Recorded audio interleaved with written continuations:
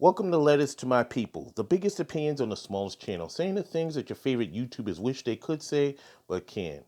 Now, in today's editorial, we're going to be continuing our series focusing on Mr. Research's appearance on International Passports panel. And if you haven't seen the panel, I will put the link in the description box. Now, before we begin this editorial, I would like to note that the clips that I'll be presenting to you were taken out of International Passports panel for reasons that you're about to learn when I show you these clips.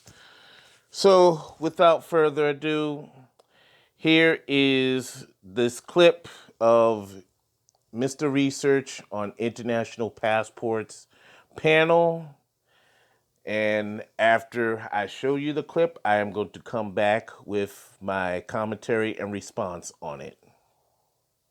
So when I was over there, the reason why a lot of women was falling for my BBC was because, now mind you, I'm on a scooter riding through the countryside. I'm going beyond the hotels. I'm going beyond the tourist areas. A lot of these very attractive country girls are out there giving head at 12. When I was out there, dude, it was nothing for a 32-year-old dude to be with a 13-year-old. Yo. Nah, hey, it was normal. This chat, but that's messed up, man. This ain't the No, I'm not condoning it. I'm saying that understand that their mentality on having sex is culturally different when you are meeting her at 28 and she got these big whatever and the nice round whatever. She has a different mentality from young to now. And I just don't want brothers to get amazed. All right, ladies and gentlemen, you have just seen a clip, an exclusive clips that I have of Mr. Research's appearance on International Passports panel. Now, here are my thoughts on it. Now, I understand International Passport was a little bit perturbed or concerned about what Mr. Research was saying. So I decided to do my due diligence and research this information for myself because, like Mr. Research does, he encourages people to do the research, hence his name, and find out the facts for yourself. I mean, he's good at citing facts and dropping sources. And basically, he was just talking about his experiences in Romania and talking about how the girls out in the countryside get down because he went outside of the tourist spots. So, being the adventurous person that he was observant and knew this. Now, I understand that he was more or less talking about how women there are more sexually experienced and they start as young as 12 in those countries. Well, you know something? Here in the States, they start young too. I grew up with some of them. Hell, there's girls I went to school with that started having kids at 14. So this really isn't mind-blowing information right here. So I will have a little bit of pushback from Mr. Research, but at the same time, I am going to agree with a few things on him. Now, was that topic or that item the most appropriate place to bring on that panel? Not really. And I think, when you go on panels like this, it's important to read the room before you decide to drop whatever info you want to drop. And from what I gather from International Passports panel and from the tone and style and format of his videos, they're more or less geared towards hedonists and having fun and what countries are checking for black men. And I mean that's all in good and everything because black men, brothers, whether you're in the States or whether you're in the UK, we need to really consider expanding our options past our zip code. I'm all for that. However, where I have a little pushback for international passport and to an extent, my slight disagreement with the concept of SYSBM and the brothers that carry that banner is that we tend to think and believe that things are going to be totally rosy and glory on the other side of the fence, or that the grass is going to be greener when actually it's not. I mean, you go on that other side of the fence, you're gonna be dealing with a whole lot of other problems. You didn't see a whole lot of other things that you didn't count on.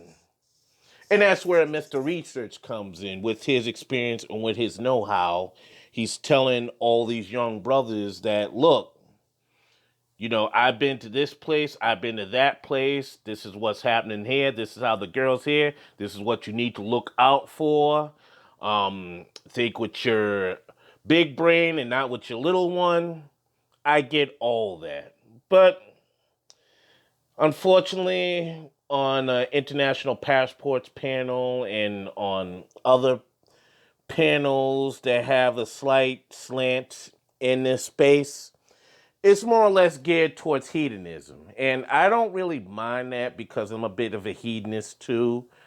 But I'm more for being a hedonist with awareness and with intelligence. Move intelligently and move smart when you go to these countries. And now, getting back to the country that Mr. Research visited, Romania. I checked out their laws, and they have a Child Protection Act, and the law has been in existence for 16 years. It was enacted in 2004, and um, things such as sexual abuse and I mean, let me start over. In items such as exploitation and statutory rape and all that, they're covered in those laws. And I'll post a link of the Romanian statute up in there. But the age of consent in Romania is 16 years old. 16. So that's no different than other states. I mean, places in the United States that have that age consent of 16. So, as I was doing my research on some of these other countries, particularly the places that brothers do visit, I think the lowest age of consent at the moment is the Philippines. Their age of consent currently is 12 years old. Japan is 12 years old. And from my fact finding mission, the Philippines is in the process of changing the age of consent from 12 to about 16 or 18, so to speak. So none of that 12-year-old stuff, because there's a lot of there's some guys that do travel to these countries to take advantage of the age of consent, which I think is a bit suspect. But I mean, in the Philippines, they don't view age the same way that the Western world does. I mean, there's some countries that don't view that the same way, and it's important to know the laws of some of these countries and customs before you travel there. Don't just be a mindless, naive, impressionable hedonist. Know these places before you go over there. Know the lay of the land. Know the laws. Know the customs. Hell, even know the language. Know how the women act and everything so you have an idea of what you're in for before you buy that plane ticket and fly over there. That's information I'm in favor of. And lastly, I think if you I mean with these panels and everything, I get that the whole point is you want to encourage brothers to get your passport and start traveling, go and see the world, explore the land past your zip code. But as I said before, we have to start moving smartly if we're gonna start traveling en masse instead of just making stupid moves and everything and being naive. And I understand an international passport said to Mr. Research that's a whole other stream and everything, but apparently from Mr. Pass, I mean international passports subsequent streams after the one that I appeared on and Mr. Research appeared on. I don't think he's gonna do any of those topics anytime soon. In fact, I don't. I believe he doesn't. That's one rabbit hole he doesn't want to go down. And I understand. Not everybody's gonna be comfortable talking about certain topics, and some people just rather just leave those topics alone, so to speak. So he's just. So the primary focus of an international passport is just gonna be getting brothers to go to these countries and travel and see it for themselves. He's not really going to be specific and tell you what the ins and outs of these places are. I mean, some of the panelists do that already, so those gaps are filled, but they only just tell you the pluses, they don't tell you the minuses. So I mean, my concern is I don't want brothers to find out any of the minuses the hard way. Tell me the minuses up front so I know what to look out for when I go to X, Y, and Z. So, all right, that concludes this editorial on the series regarding Mr. Research's guest appearance on International Passports panel. Stay tuned for part 3 coming tomorrow. All right. So as always, please like, share, comment, subscribe. Don't forget to hit the bell for notifications. Follow us on Twitter. And as always, one love.